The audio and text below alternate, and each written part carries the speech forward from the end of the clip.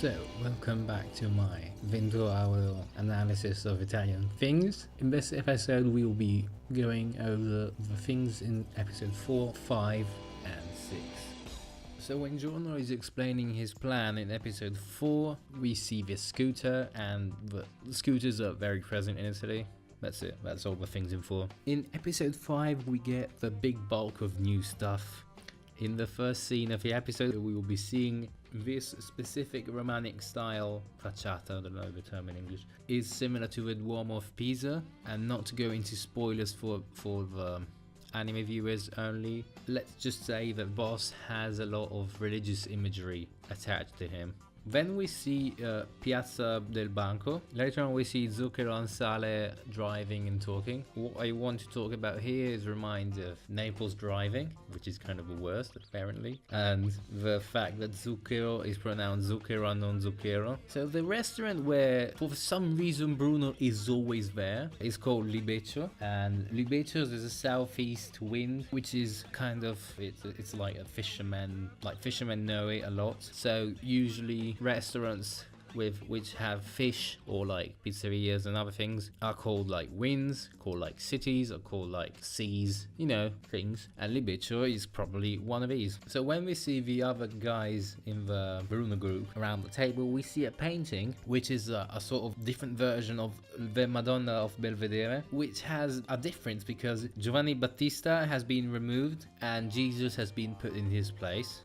And it's weird. And then later on we see even like a painting put behind a column, even like little statues of Mary and plates. So in restaurants in Italy there's usually like this souvenir thing which is plates. If you go to old people's house, usually they have plates on the walls. Yeah, this restaurant doesn't have like the best interior design, but that's a bit of thing in southern Italy. So here Narancia gets a lot of food for the travel, and he gets tomato chips, some Carlo. A lot of these chips I already seen the design, but I couldn't find the exact image, but I know I've seen it. But they even got right that there's not Coca-Cola, but there's the brand knockoff Coca-Cola, which is just called Cola here.